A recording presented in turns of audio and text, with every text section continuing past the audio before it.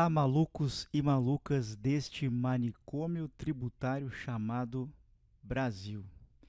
Se algumas semanas atrás eu falava chegamos em São Paulo, hoje eu tenho o prazer de dizer que chegamos na Faria Lima. Estamos aqui muito bem acompanhados com a minha amiga Carolina Andrade, gerente sênior de gestão tributária da gigante alemã BASF. Nós vamos bater um papo aqui de 50 minutos, uma hora, sobre gestão tributária, sobre carreira, sobre trajetória, uma série de assuntos que você vai gostar bastante. Mas antes disso, eu queria falar um pouquinho sobre MTX Educação. Você sabe bem, MTX Educação traz o mercado para dentro da sala de aula. Esse é o nosso propósito, trazer a experiência, o repertório de mercado para dentro da sala de aula.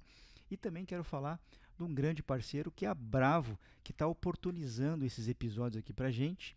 Eu queria te incentivar a seguir a Bravo, uma grande tech stack do mercado que atende mais de 4.000 CNPJs no Brasil.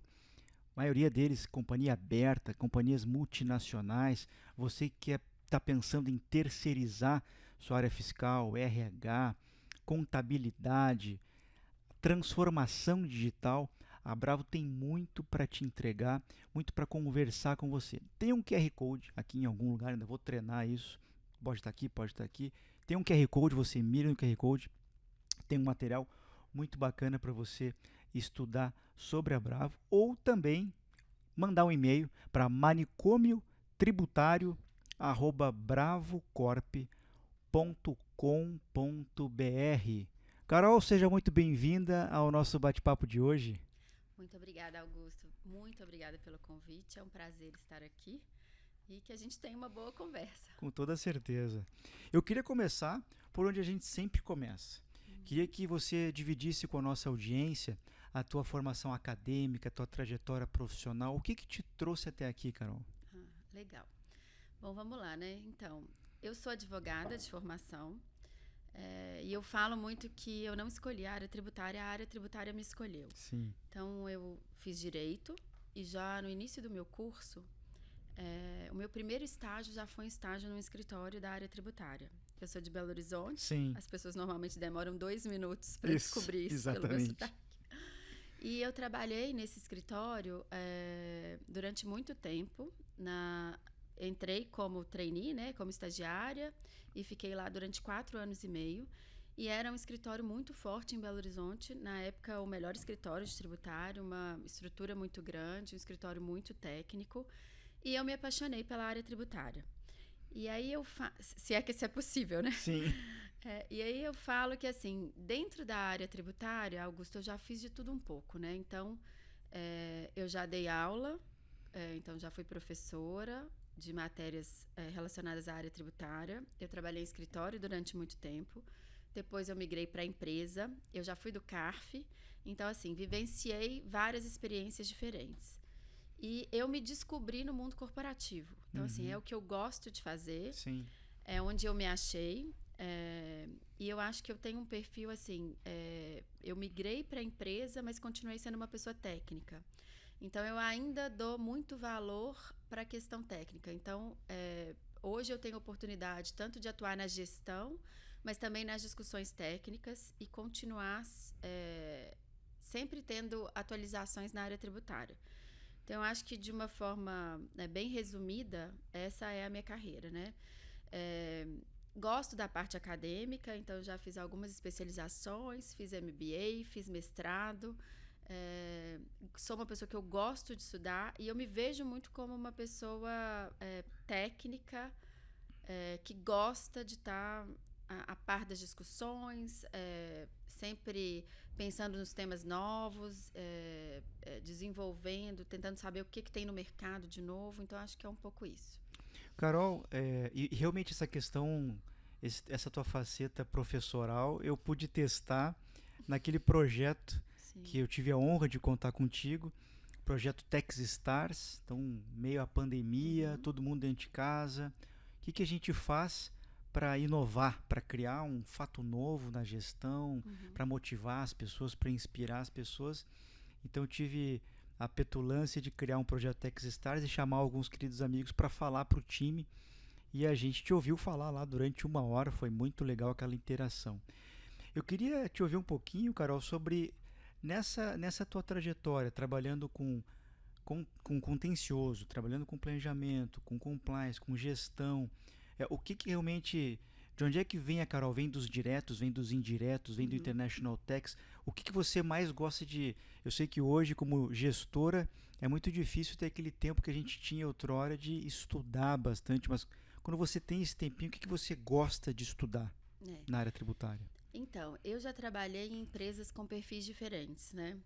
Trabalhei em empresas que tinham uma regulamentação muito forte, trabalhei em empresas brasileiras e hoje eu estou numa multinacional. Então, Augusto, hoje eu posso dizer que eu já vi de tudo um pouco. Sim. Eu acho que a área de indiretos ela me fascina mais pela proximidade ao negócio. Então, eu acredito muito no profissional de tax como um business partner do negócio. Excelente. E eu falo isso muito hoje na empresa, que a gente tem que tomar cuidado com o que a gente deseja ser, né? Sim. Então, a gente vem trabalhando esse papel mais estratégico da área tributária e isso tem um preço. Porque você deixa de ser uma área consultiva e você passa a ser uma área que participa, inclusive, da definição do negócio. Então, hoje, a gente consegue atuar ao lado das áreas que a gente suporta, inclusive pensando nas modelagens, desenvolvendo os novos negócios, discutindo estratégias e melhores soluções para atendimento dos clientes. E isso faz com que a gente trabalhe mais, Sim. porque realmente as áreas começam a ver valor no que a gente pode entregar, inclusive quando a gente pensa em mitigação de risco. E isso faz com que a gente esteja lado a lado com todas essas áreas. E aí, participando de todas essas etapas. É disso que eu gosto de fazer, é isso que eu acho que é interessante e que agrega mais valor para a companhia. Então, pensando nisso, a área de planejamento hoje ela é uma área que eu gosto muito. Uhum. Mas eu também gosto muito da área de inovação. Então, hoje, a gente tem na companhia, a gente conseguiu desenvolver pessoas que têm um foco na parte de automação e digitalização, que para mim também é um futuro da área tributária. Então, quando a gente olha para a área, né, para a parte mais de gestão e de controle, essa área hoje que a gente tem de automação e digitalização, ela tem um papel crucial, que é suportar a companhia nesses controles, nesses cruzamentos, e garantir que a gente leve uma informação para o fisco que seja uma informação mais correta, vamos dizer assim. Então, eu também não consigo olhar para a área tributária hoje e segregar para dizer que uma coisa faz mais sentido ou tem mais valor do que outra. A estrutura que a gente tem hoje, tributária dentro da companhia, ela é uma estrutura que ela vê o end-to-end do processo. Sim. Então, desde a parte ali, né, do meu tax compliance, aí o que gera os riscos, que leva a uma fiscalização e ao contencioso. Então, o planejamento também olhando, né, tentando mitigar ou garantindo uma substância de um negócio. Então, eu acho que são áreas todas conectadas. E eu acho que é um pouco disso. Eu fui ter contato com a parte internacional já num estágio mais avançado da minha carreira. Uhum. Então, não é uma área que eu sempre tive próxima a mim. Isso, com certeza, foi um grande desafio que eu tive ao longo da minha trajetória. E a parte de preço de transferência, eu falo que hoje ela não é mais uma opção, ela é uma necessidade, porque a gente discute isso. Né? E olhando para a empresa que eu estou hoje, ela está dentro do DNA da companhia. Então, a gente tem muitas operações intercompany.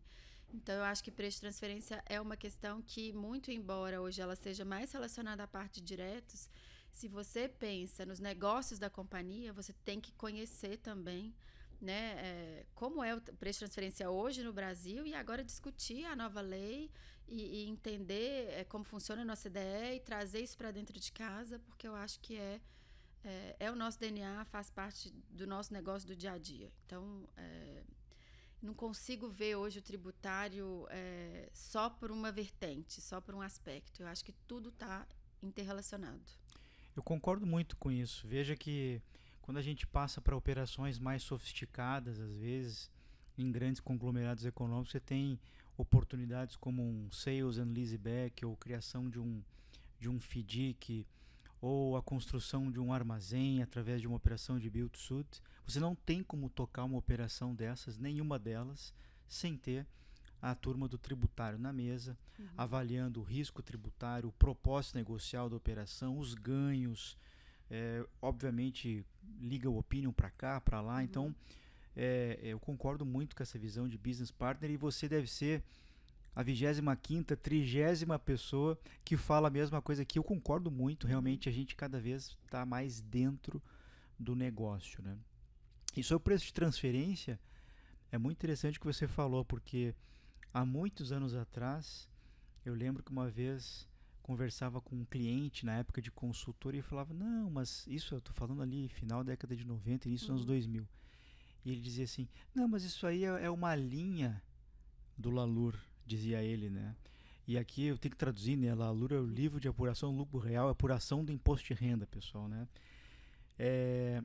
Só que hoje, preço de transferência, se você faz uma boa gestão de preço de transferência, você está trabalhando para o acionista, você está fazendo realocação de margem, você está trabalhando realmente tributação em bases universais. Isso é fazer uma boa gestão de preço de transferência, né? Então, concordo muito. E aquela empresa que deixa para cuidar de preço de transferência para entregar uma ECF, eu costumo brincar que ela está fazendo autópsia, não é gestão, né? Não tem mais o que fazer ali.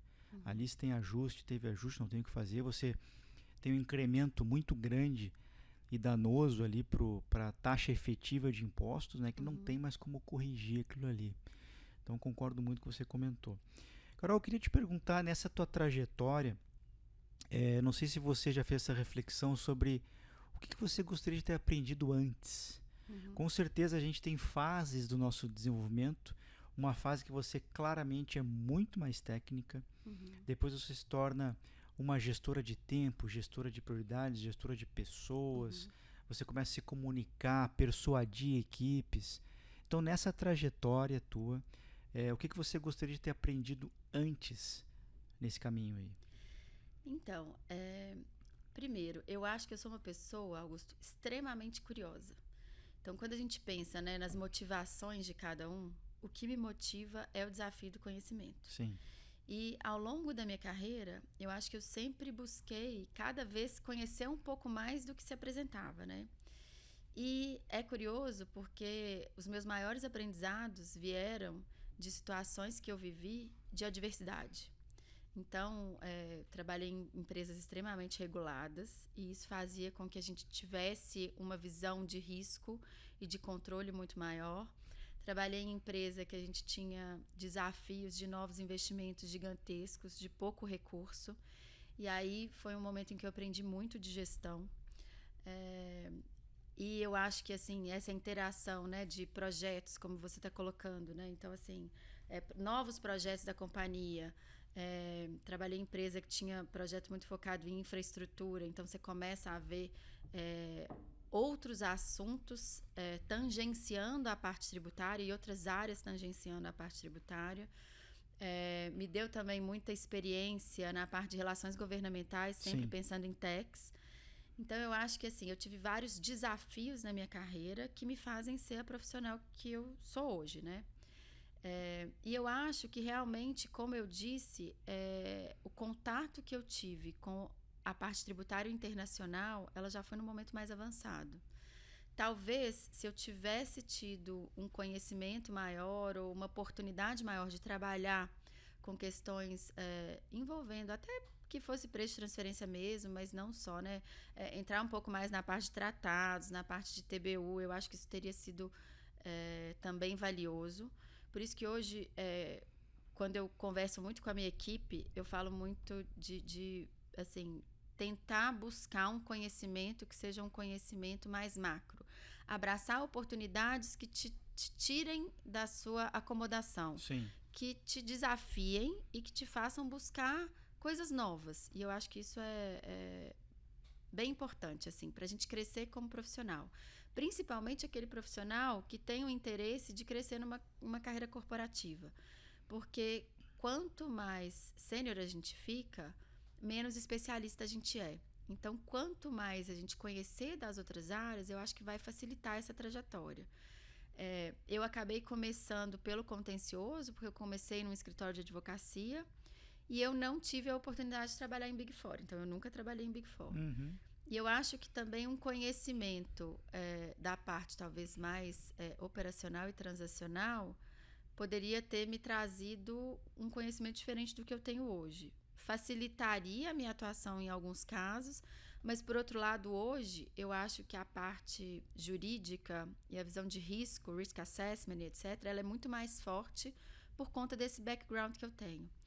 Então, quando a gente olha em perspectiva, é fácil a gente ver o que a gente poderia ter feito de diferente. Mas, por outro lado, talvez eu não tivesse chegado até aqui da forma como eu cheguei. Então, eu acho que, assim, todos os conhecimentos, eles são valiosos. E eu trabalho muito eu vivo a minha vida, né, profissional, pensando muito no seguinte sentido. A gente tem que fazer aquilo que a gente acredita, fazer com amor, fazer bem feito e tentar buscar sempre uma excelência. E aí eu acho que as coisas vêm com o tempo, entendeu? Sim. Então, eu acho que é um pouco disso, assim. Muito bom. Isso que você comentou, que quanto mais a gente cresce, menos especialista a gente é uma grande verdade. E uma outra coisa que eu sinto nesse mesmo sentido é que a gente vai se sentindo cada vez... A gente vai perdendo o protagonismo em coisas específicas. Esse é um resultado. Então, por exemplo, eu costumo dizer que eu já não sou o melhor profissional de imposto de renda na empresa, nem de CMS, nem de PIS e COFINS. As Sim. pessoas, elas têm nome, se chamam Kelly, se chamam Emerson, se chama Gabi, se chama Luciana Moura. Eu não sou mais, por quê? Porque hoje a minha preocupação, a minha missão ali é muito mais animar as pessoas para o desenvolvimento e fazer boas perguntas. Exatamente. Do que propriamente ter todas as respostas que eu nunca tive e nunca vou ter. E nesse sentido, Carol, eu queria te perguntar um pouquinho de transformação digital, porque eu vejo essa molecada, esses jovens que estão vindo, a facilidade que eles têm para trabalhar com Alteryx, com Power BI, com Python, com isso, com aquilo. E, por outro lado, a gente olhando o resultado daquilo, né? Então, assim, você tem lá 100, 200 fluxos, quanto que você economizou de horas no ano utilizando um Alteryx? É um pouco isso, né? Ou seja, você pegar o melhor das pessoas para gerar o melhor resultado possível para a empresa como um todo. Como é que tem sido essa jornada da transformação digital lá no seu time? Então, eu falo que eu acho que a gente já passou por várias etapas, se a gente pensa em transformação digital em techs dentro da companhia. Hoje, eu acho que a gente está mais focado em atuar como suporte ao compliance. Então, a gente tem vários desenvolvimentos, mas mais focados em atendimento à fiscalização, em controles que a gente utiliza, né, nos nossos processos de compliance. Então, a gente tem hoje uma área dentro da área de techs focada em iniciativas de automação e digitalização, mas muito mais com esse objetivo, né? Então, assim, olhar para o mercado, ver quais são as tendências, ver quais são as ferramentas disponíveis, ver o que a gente consegue desenvolver internamente, mas sempre buscando melhorar os nossos controles, melhorar os nossos processos, exatamente pensando que hoje o fisco tem um volume de informações disponíveis e uma possibilidade de cruzamentos gigantesca. Então, o que a gente consegue fazer hoje dentro de casa de forma a nos antecipar e evitar que essas fiscalizações ou esses questionamentos cheguem. Então, hoje, a nossa área de transformação digital está muito mais focada em dar o suporte para as outras áreas da companhia. Sim. Então, hoje, por exemplo, tratamento de dados que vão facilitar as análises que a gente tem dentro da área de planejamento tributário. E eu vejo mais valor nessa área de transformação digital atuando dessa forma. Sim. Tá? E é um desenvolvimento constante, né, Augusto? Porque a gente fez uma opção dentro da companhia de desenvolver pessoas que já tinham background techs. Né? Então, essa foi a nossa decisão e depois de testar muito, foi o que deu certo pra gente. Sim. Então, a gente sempre está olhando para o time, está vendo quem são aquelas pessoas que têm um interesse maior, que têm uma facilidade, como você disse, para que a gente possa treinar essas pessoas, capacitá-las para que elas possam efetivamente entregar o que a gente precisa nessa área. E não são todas as pessoas, né? Eu falo isso, é o que você falou, a geração mais jovem, ela tem uma facilidade maior. E para mim, isso no time hoje é claro. Assim, eu tenho pessoas que elas falam, não, deixa eu continuar mexendo no meu Excel, deixa eu continuar fazendo as minhas pesquisas de jurisprudência e que elas vão ter talvez uma dificuldade maior para seguir esse caminho. Então, a gente tenta encontrar pessoas que realmente tenham esse interesse e que queiram se aprofundar nesse desenvolvimento. E essa área hoje de transformação digital dentro de techs, para mim, ela é uma área super rica, né? Sim. Ela tem um mercado enorme. A gente tem hoje várias empresas no mercado fornecendo soluções, mas muitas companhias, muitas multinacionais e até empresas um pouco menores buscando desenvolver profissionais internamente para que eles possam também conseguir fazer esses desenvolvimentos, né? Aprimorar os sistemas, os controles dentro de cada área. Perfeito. Então, eu acho que é uma área muito rica e para quem está chegando agora em techs, eu acho que deveria considerar, porque é o futuro, né, para a gente. Então, acho que é um pouco isso. E nesse mix, Carol, de profissionais de tecnologia que conhecem techs, com profissionais de techs que gostam de tecnologia, você tem visto um equilíbrio perfeito ou está sobressaindo mais um lado do que o outro? Você vê mais profissionais de techs avançando para a tecnologia ou aqueles de tecnologia avançando para conhecer um pouco mais de techs? Então, Augusto, fica difícil de eu responder essa sua pergunta se eu pensar na realidade que a gente tem hoje. Porque como a gente já se estruturou com base nos profissionais de techs que querem conhecer tecnologia, Sim. Eu acho que a gente também deixa a área de TI, pelo menos a que eu lido hoje, numa posição mais confortável. Porque eu já tenho gente que consegue falar a língua deles. Sim. Então, hoje, eu vejo mais a minha equipe correndo atrás de conhecimentos de IT do que o contrário. Mas isso é a realidade que eu tenho hoje e é que eu vivencio. Sim. Talvez, eu acho que os profissionais de techs entenderam que esse é um nicho e que tem um mercado bom e que eles podem se desenvolver. Então, assim, eu vejo, inclusive, os profissionais da minha área criando comunidades e fazendo conexões com pessoas e eles às vezes marcam treinamentos e eles marcam discussões. Então, assim, são pessoas que realmente têm um interesse em desenvolver essas habilidades e competências. Isso é incrível. Então, é a forma como eu enxergo. Sim. Mas o que não quer dizer que não tem profissional de TI também olhando para dentro de techs, né? É só que eu não consigo ver isso hoje na minha realidade. Sim. Vai muito em linha com a curiosidade que você comentava antes, ou seja, e aí acho que fica aqui uma primeira de tantas, né, que você já trouxe aí, uma grande reflexão que é você, profissional de techs, tem que ser muito curioso. Curioso com negócio, curioso com tecnologia, curioso com processos, curioso com riscos, para que justamente você possa utilizar toda essa curiosidade para estar sempre aprendendo e agregando valor ao negócio. No final das contas, é isso que vale. Falando em curiosidade, Carol, nesse momento, nosso momento hoje é um momento de uma pré-reforma tributária, né, que talvez nunca tenha andado tanto quanto andou agora, né, nesses últimos 60 anos, e uma realidade que são as novas regras de preço de transferência. Qual é o tamanho da oportunidade que esse profissional de techs, que tem que ser curioso, tem, né, para realmente levar vantagem nisso, aproveitar essa onda? A gente está falando de transições aí que vão levar 3, 5, 10 anos na reforma tributária. A gente vai falar de uma curva de aprendizado de preço de transferência que vai durar 20 anos, 30 anos. A nossa legislação é a de 96 ainda, com as instruções normativas que sucederam. Qual o tamanho da oportunidade que esse profissional de techs tem para realmente ganhar mais protagonismo no mundo corporativo? Eu acho que hoje todas essas discussões ainda são muito incipientes e a gente vive um cenário de muita insegurança, né? Eu até brinco que as pessoas às vezes me procuram e falam, mas como é que vai ser? Eu respondo, eu não sei. E várias outras questões, né, envolvendo a área tributária. Eu falo, gente, a gente ainda não tem essas informações, a gente não consegue nem saber ao certo se a gente vai ter uma majoração de carga tributária ou uma redução de carga tributária.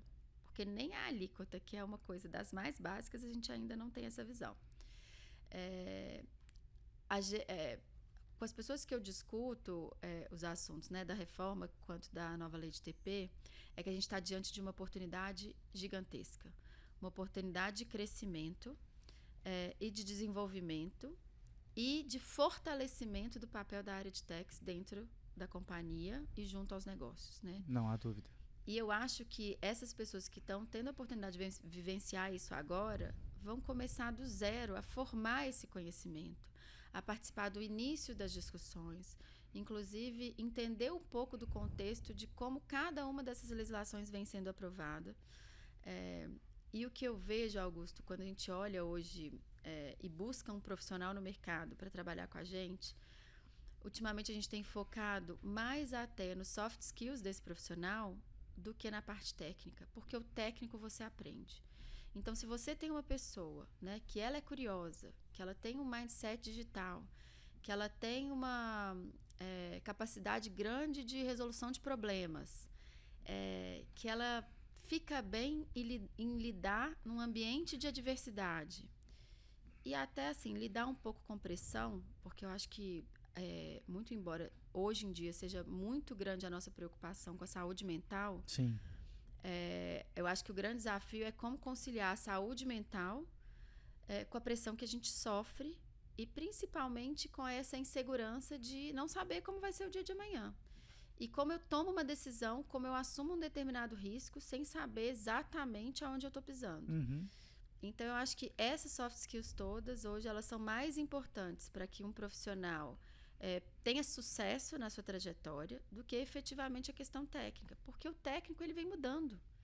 Então, se você realmente tiver curiosidade e tiver disposição em aprender, eu acho que o momento é extremamente propício para esse desenvolvimento. Você que estava prestando atenção no que a Carol falou agora há pouco, essa sinfonia, isso foi uma sinfonia. A Carol falou que foi uma música. O que dizia a música dela? Contrate o caráter, treine as habilidades. Uhum. A gente aprende, né, a parte de hard skills.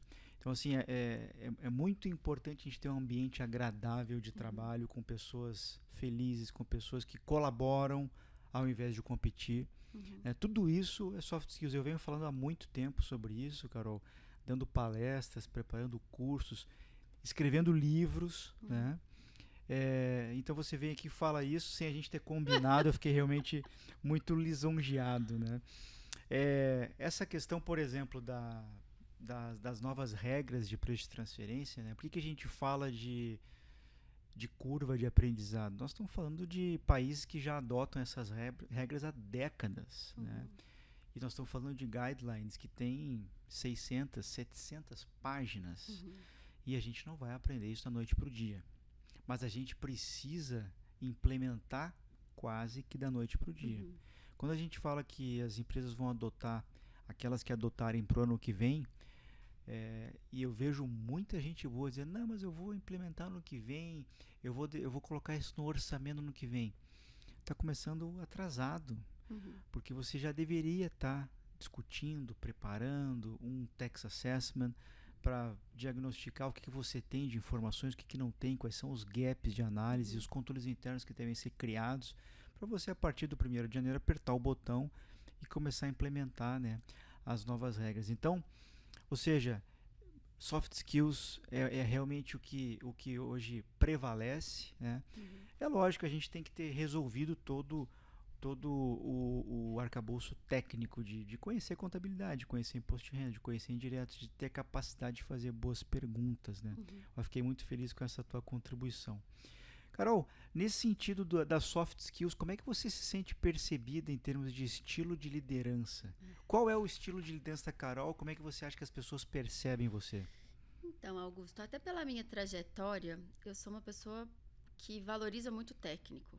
Então, e é engraçado, né? De novo, a gente mesmo não tendo combinado, eu concordo muito quando você coloca que o líder é aquele que sabe fazer as perguntas. Isso. Então, e eu aprendi isso ao longo da minha trajetória. Então, como você bem disse, nós não conseguimos entrar a fundo em todas as questões e nem ser o grande conhecedor dos detalhes. Mas a gente já tem uma certa experiência e uma maturidade para saber como fazer essas perguntas. Então, o que eu brinco muito com o meu time é assim, fiz a primeira pergunta, fiz a segunda, não souberam responder, volta para trás, porque vocês ainda não têm segurança do que a gente precisa discutir. Sim. Então, assim, esse meu perfil técnico faz com que eu seja uma pessoa exigente. E eu acho que as pessoas que me conhecem e trabalham comigo sabem um pouco disso. Por outro lado, eu tento ser uma pessoa extremamente justa. Ao longo dos anos, eu acho que a gente vai ficando mais velho e a gente vai amadurecendo, e eu mudei um pouco, porque antes a minha visão, eu até faço uma brincadeira que me perguntavam, você quer ser feliz ou você quer ter razão? Sim. Eu só era feliz quando eu tinha razão. Aham. E eu realmente brigava para ter certeza de que eu estava certa. E eu acho que o tempo foi passando e eu fui vendo que, na verdade, tem muito valor a opinião das outras pessoas, que tecnicamente as pessoas estão mais próximas do problema, estão estudando mais, estão sabendo mais, e que eu, como líder, não vou conseguir entregar nada sozinha. Então, hoje, é muito importante mostrar para o time que as nossas entregas são entregas conjuntas. Sim. E que a gente a área de techs é uma área orgânica, ou seja, todo mundo tem o seu papel e tem a sua importância. E a gente tem que trabalhar junto, numa colaboração e etc. Então, assim, eu venho numa trajetória de desenvolvimento, inclusive como liderança, e eu acho que a gente está sempre se reinventando, né? Então, eu acho que é um pouco isso. Mas, assim, com certeza, eu acho que eu sou vista como uma líder exigente e focada no técnico. Muito bom. E é o que tem que ser exigente mesmo. Quer dizer, também o fato de você não conseguir mais. Essa frase que você colocou vai virar um corte, né? Cada vez a gente se torna menos especialista quando vai crescendo na carreira. Uhum.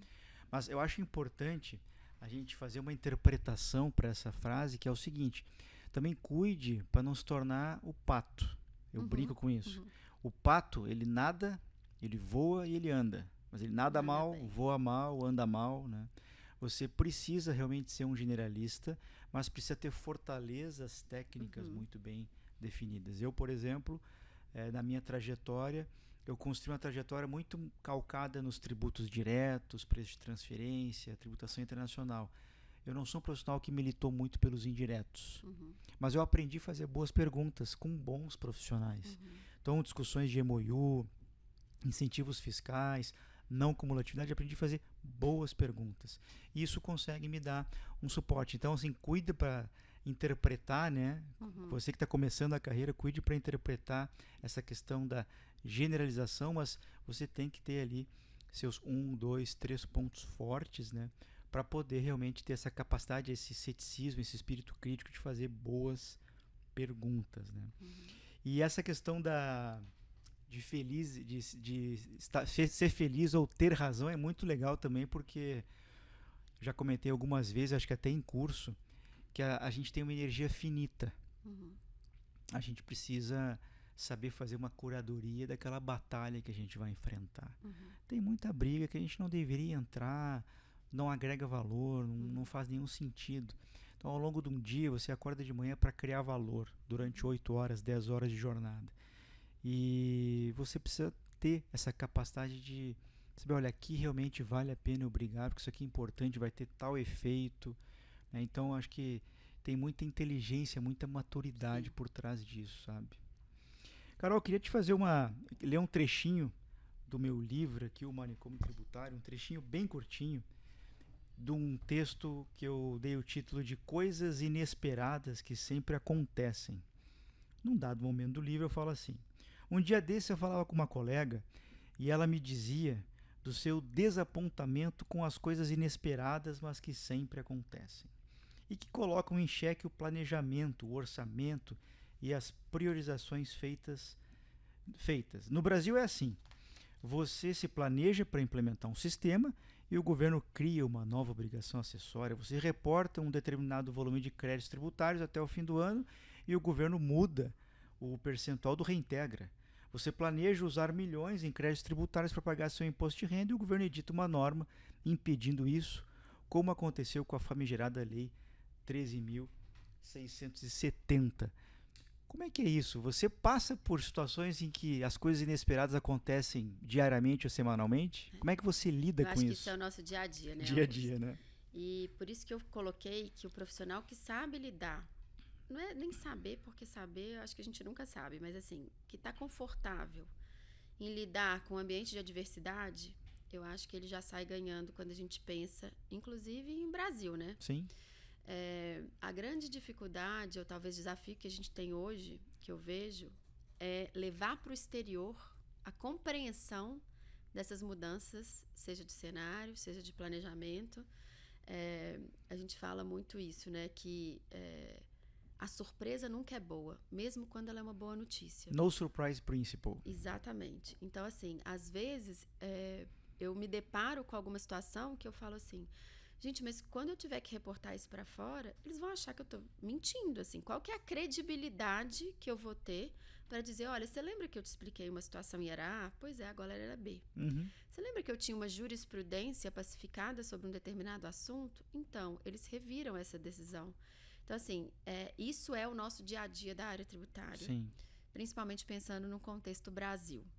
Então, o que a gente trabalha hoje é muito com o conceito de credibilidade. Então, assim, nas nossas entregas do dia a dia, né, na substância, no conhecimento técnico, que a gente vai criando essa credibilidade para que quando a gente se depare com uma situação de adversidade ou com uma mudança repentina, a gente consiga, inclusive, justificar essa mudança de rumo, Uhum. essa readequação, ou até para pedir mais dinheiro, se Sim. for uma questão de orçamento. Sim. Mas eu acho que hoje essa é uma característica inerente ao nosso sistema e ao nosso país. Né? E só aproveitando aqui um gancho do que você falou, essas mudanças todas que vêm por aí, né? Tanto seja a reforma de indiretos, quanto a nova lei de TP, mudança de indiretos, que a gente, né, tributos diretos que a gente também espera pela frente. O que me preocupa hoje é a cultura de litigiosidade que a gente tem no nosso país. Sim. Então, até que ponto que a gente realmente vai conseguir ter uma segurança jurídica maior, uma transparência e uma simplificação, se a gente, na verdade, simplesmente está editando uma nova lei sem mudar a forma como a gente pensa, sem mudar a forma como a gente age, né? Uhum. Então, eu vejo muitas discussões das pessoas já dizendo assim, isso aqui vai gerar litígio, isso aqui... Então, assim, a gente já está aprovando legislações novas, pensando, né, nos litígios que vão surgir a partir daí. E isso é o que me faz crer que a gente está longe de mudar esse ambiente de adversidade e de surpresas que sempre acontecem aqui. Eu concordo bastante com o que você está falando, concordo muito. E isso tem a ver com... Alguns anos atrás, na Volvo, a gente fez uma série de encontros para trabalhar internamente um negócio chamado Cultura da Confiança, que é muito legal. Uhum. Então você começa a trabalhar de uma maneira colaborativa com colegas da contabilidade, contas a pagar, controladoria, controles internos. Isso é muito legal. E o que você acabou de falar é a cultura da desconfiança. Sim. Quando a gente vê as discussões, inclusive de reforma tributária, muitos profissionais dizendo, olha, mas isso aqui não dá porque vai abrir brecha para isso, para aquilo. Em algum momento a gente vai ter que parar com isso, né? A gente vai ter que fazer um pacto de país, né, para avançar, porque senão a gente vai estar sempre nisso. Quer dizer, toda frase numa legislação vai ter espaço. Vai ter espaço para você interpretar, né? Tem aquela brincadeira do se o juiz condena, eu não absolvo. Ou se o juiz condena, eu não absolvo. Sempre vai ter uma brincadeira dessas para fazer um exercício de hermenêutica. Então eu chamo isso que você acabou de comentar de cultura da desconfiança, e eu tive algumas experiências, especialmente na Holanda, na Suíça, em que você vê uma relação de confiança fisco-contribuinte. O fisco chega a chamar o contribuinte cliente.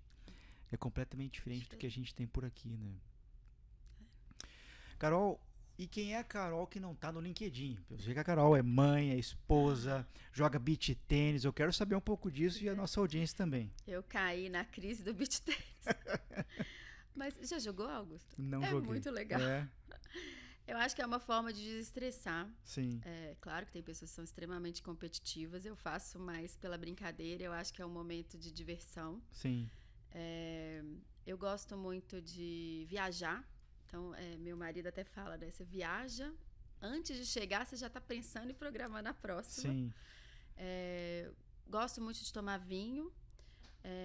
Gosto muito de ler, gosto de música, gosto de filmes. Então, acho que é isso, assim. Muito legal. Aproveitando, falando de música, falando de filmes, a gente tem aqui uma sessão do nosso podcast, se encaminhando já para a parte final, que são os pitacos culturais. Tá bom. Então, falando de música, de filmes, a gente geralmente pede para o convidado uma indicação de um livro, de um filme, de uma série, ou de um podcast que você acompanha no trânsito, enfim. E aí, explicar para a audiência qual é o aprendizado que você teve, ou a mensagem, o insight com aquele livro, com aquele filme, com aquela série, com aquele podcast. Bom, eu vou falar de 2 séries recentes que eu vi que me marcaram. Uma delas é a Ted Lasso, eu não sei se você já viu. Não. Ele está na Star Plus. Uhum. E é sobre um técnico de futebol. Então, ele é um americano que vai ser técnico de um time de futebol da Premier League. Uhum. Então, tem tanto... É uma série fácil, ela é divertida. Então, tem toda a questão, né, de um americano vivendo em Londres e toda a diferença entre os americanos, né, e os ingleses. Uhum. Mas é uma aula de liderança. Uhum. Então, assim, como que ele é uma pessoa que chega e consegue fazer uma transformação e uma motivação no time. Uhum. Então, é uma série leve, divertida. Eu indico, eu acho que todo mundo vai gostar de ver. Meu filho, de 8 anos, gosta de ver com a gente. Sim. Mas óbvio que ele também vai muito pelo futebol, né? Sim, sim. E, Augusto, uma série recente que várias pessoas já tinham me indicado e que eu nunca tinha dado chance. Ela não é bem uma série, são episódios que tem me chamado a atenção bastante, é a Black Mirror. Ah, sim. E eu acho que quando a gente fala de mudança, de transformação digital, do inesperado, ela serve muito para isso. Porque cada episódio que eu já assisti, para mim, ele é surpreendente. Sim. E faz você repensar várias coisas do seu dia a dia e várias situações que vêm acontecendo, né, nesse mundo de tantas mudanças, tantas interações, inteligência artificial e novas tecnologias e tal. Então, eu acho que também é uma coisa que faz com que a gente pense um pouco fora da caixa. Muito legal, muito bom. E no âmbito literário, você geralmente lê o quê? Qual é o gênero literário que você mais gosta? Assim, eu não tenho tido tanto tempo para ler, porque eu tenho 2 filhos pequenos. Aham. O último livro que eu peguei para ler até foi por uma indicação, foi o livro do Abel, Uhum. que eu também achei, eu não sou palmeirense, Sim. mas eu achei bem interessante, assim. Cabeça fria e coração quente. Exatamente. Né? Como ele se preparou, esse é um primeiro ponto que eu acho muito legal, eu falo isso muito hoje também com o meu time, que a gente precisa se preparar para as mudanças que virão. Uhum. As oportunidades que chegarão, sejam elas dentro da companhia ou fora. Sim. Porque hoje a gente sabe que a gente vive, principalmente no mundo corporativo, ele é um mundo piramidal. Nem todas as pessoas vão conseguir chegar aonde poderiam dentro de uma mesma estrutura. Então, é inevitável a gente, como líder, trabalhar com o desenvolvimento de pessoas constantemente e saber que a gente vai perder pessoas e que as pessoas vão sair para novas oportunidades. Então, o primeiro ponto que me chamou a atenção no livro dele foi esse. Então, ele falou assim, eu estava preparado porque eu sabia que em algum momento isso ia acontecer. Sim. Mas ele estava num nível de preparação que ele tinha, inclusive, uma apresentação sobre as entregas dele, sobre o perfil dele, pronta. Uhum. E depois, como o passo a passo dele chegando no Palmeiras, né? Como ele foi conquistando o time. Sim. Como ele foi mostrando, não só o time, né? Mas inclusive os outros colaboradores, qual era o papel de cada um. Como você tem um trabalho ali onde cada um tem a sua entrega para chegar num objetivo comum. Então, eu achei bem interessante esse livro. Excelente. Eu não li ainda. Eu li uma resenha sobre ele, mas tá na lista ali, tá no meu wish list para ler. Eu acho que tem bastante coisa para aprender, com toda certeza. Carol, te agradecendo já pela presença, eu queria te pedir uma mensagem final, uma mensagem de otimismo, um insight para a nossa audiência, que está todo mundo aqui nos ouvindo, aprendendo conosco. Eu recebo semanalmente mensagens, vem no WhatsApp, vem no LinkedIn, vem no Insta, pessoas elogiando, né, os episódios, e depois eu passo também para os convidados esse feedback. Qual a tua mensagem final para a nossa audiência antes dos meus avisos aqui de final de episódio? Bom, Augusto, primeiro eu queria te parabenizar. Eu cheguei aqui te perguntando o que você faz de 12h às 6h. Sim. Então, eu acho que o que eu tenho para dizer aqui é assim, é realmente muito inspirador ver aonde você chegou na sua carreira corporativa e que você não para. E que você busca esse conhecimento e desafio constantemente. E eu me identifico muito com isso. Então, eu acho que a gente, quanto mais eu sei que nada sei. Exatamente. Então, eu acho que isso é muito legal, né? Essa sua vontade de agora ser o Augusto youtuber, o Augusto... Influencer. Eu acho que isso é muito legal. continue sendo assim e dando oportunidade para que as pessoas venham aqui, para que mostrem o que elas têm para agregar para cada um. E eu acho que a gente não pode parar nunca. Então, eu acho que é um pouco disso. Muito bom. Obrigado aí Obrigada a pelos você. elogios. Eu fico muito feliz, ainda mais recebendo de uma profissional com a estatura que você tem, com a admiração que eu tenho por você. Obrigado aí pela presença. Sempre bom lembrar que a gente está aqui num sábado de manhã, né? São 11 horas e Eu podia 16. estar jogando beach tênis. Você podia estar jogando beach tênis Tá e tá fazendo aqui sol em São Paulo, e pessoal. tá aqui falando do manicômio tributário. São 11 horas e 16 minutos de um sábado, Faria Lima, um sol lá fora.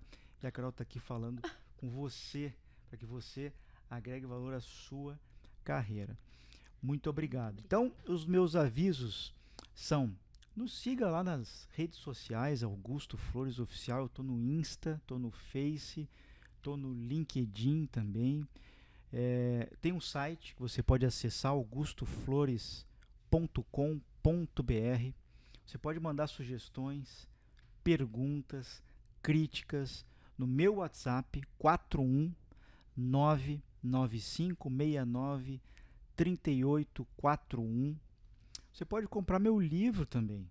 Meu livro está na Amazon e também está na editora Viseu. Você pode escolher o canal que você quer comprar e também você pode escolher de me mandar uma mensagem inbox e eu mando na sua casa, autografado, com dedicatória. Muita gente me pede e eu despacho centenas de livros toda semana, segundas e sextas-feiras, para o Brasil todo. Já mandei livro até para fora do Brasil, Colômbia, Chile, França, Inglaterra. MTX Educação, trazendo o mercado para dentro da sala de aula.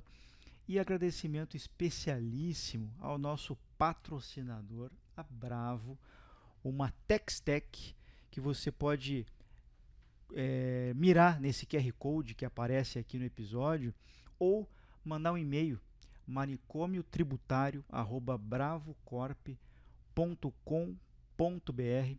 Eles vão te atender, vão fazer um diagnóstico, podem te oferecer serviços de contabilidade, gestão fiscal, RH, transformação digital. Tem uma série de coisas lá que eles podem te desafiar e que com certeza vão agregar valor ao seu negócio. Muito obrigado.